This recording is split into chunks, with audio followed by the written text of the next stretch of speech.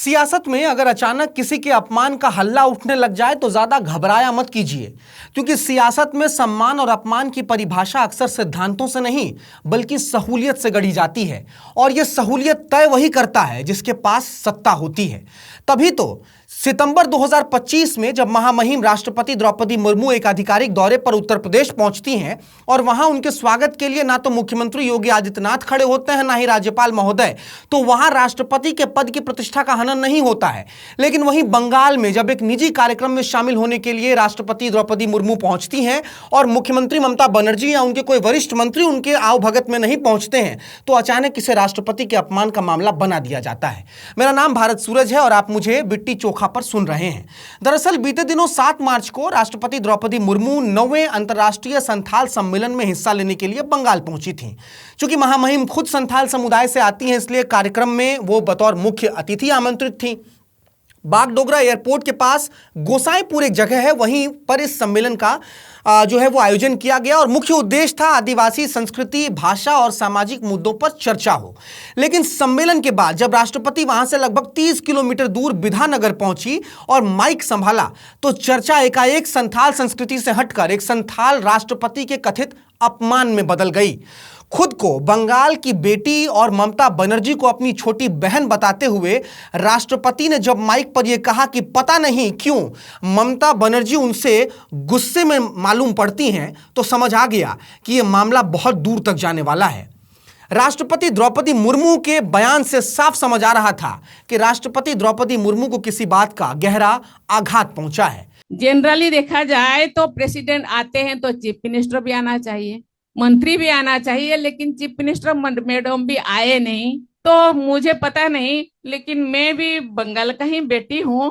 बंगाल में बहुत क्यों आने ही नहीं देते। ममता दीदी मेरे बहन भी है, छोटे बहन है, पता नहीं मुझे कोई गुस्सा किए होंगे इसीलिए वहां जाके प्रोग्राम करा। कोई बात नहीं, कोई गिला नहीं, कोई शिकवा नहीं।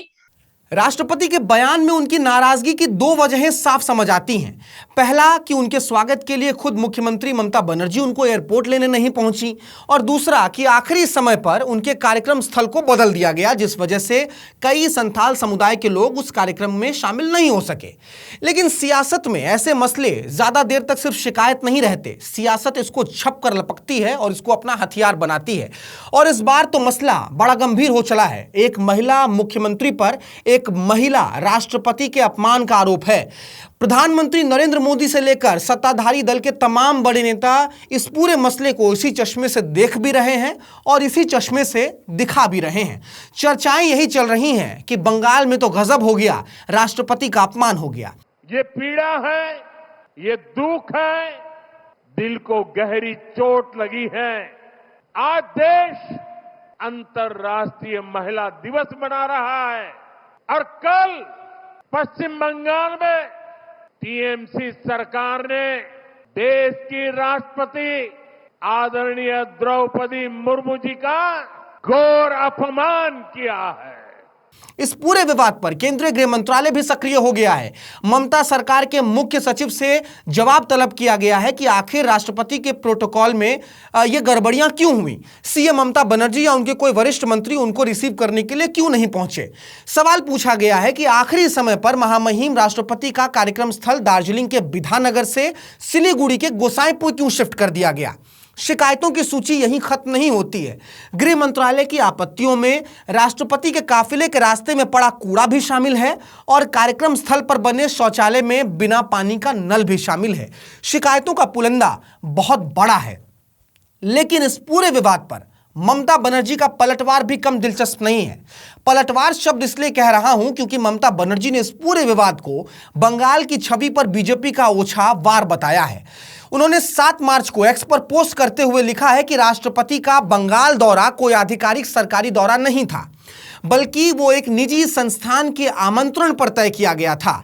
उन्होंने लिखा है कि राज्य सरकार ने 5 मार्च को ही राष्ट्रपति भवन को अपनी रिपोर्ट भेज दी थी कि कार्यक्रम स्थल और व्यवस्थाएं महामहिम की सुरक्षा और प्रोटोकॉल के लिहाज से अनुरूप नहीं है। लेकिन बावजूद इसके राष्ट्रपति द्रौपदी मुर्मू ने कार्यक्रम का निमंत्रण स्वीकार किया और वो बंगाल पहुंची।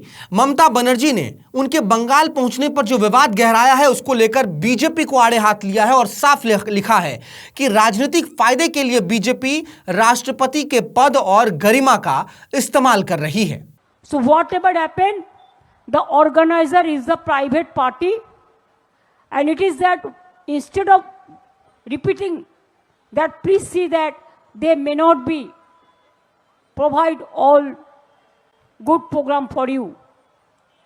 But it is the choice of the Honorable President. They accepted the invitation. So it is their prerogative. It is not our prerogative. And after that, to complain why the people didn't came, that is lies with the organizers. They never told us, you send your people there.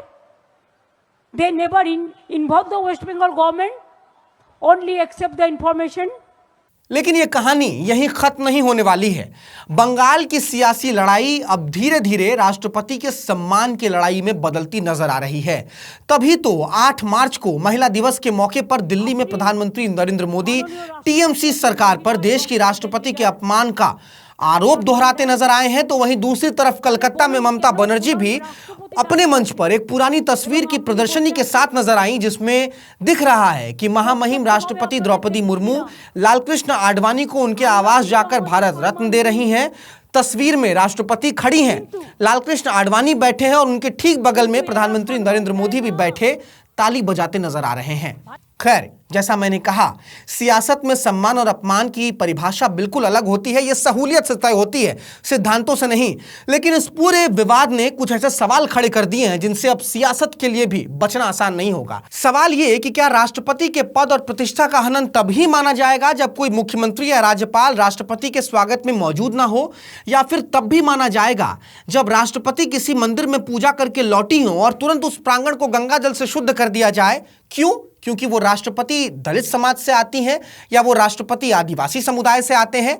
सवाल तो यह भी होना चाहिए कि क्या राष्ट्रपति के सम्मान की चिंता उस दिन किसी को नहीं थी जिस दिन इस देश के नए संसद भवन का उद्घाटन हो रहा था और उस दिन भारतीय संविधान के सर्वोच्च संरक्षक राष्ट्रपति को ही आमंत्रित नहीं किया गया था? सवाल राष्ट्रपति से भी होना चाहिए। राष्ट्रपति द्रौपदी मुर्मू से यह सवाल होना चाहिए कि आखिर वो इतना क्यों खींच गईं कि वो बोल गईं जो आज तक किसी राष्ट्रपति ने नहीं कहा।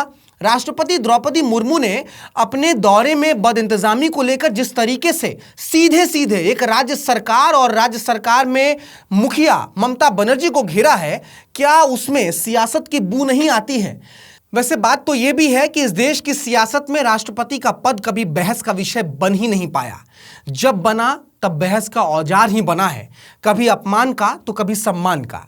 लेकिन अगर कभी भी राष्ट्रपति का पद बहस का विषय बनता है तो फिर उस दिन सवाल राष्ट्रपति द्रौपदी मुर्मू से भी पूछा जाना चाहिए कि आखिर ऐसी क्या जरूरत आन पड़ी, आखिर इतना क्या आघात पहुंच गया राष्ट्रपति साहिबा को कि वो किसी राज्य में पहुंचकर एक निजी कार्यक्रम में शिरकत करने के लिए पहुंचकर भी उस राज्य के मुखिया को सीधे सीधे कटघरे में खड़ा करने के लिए बाध्य हो गई।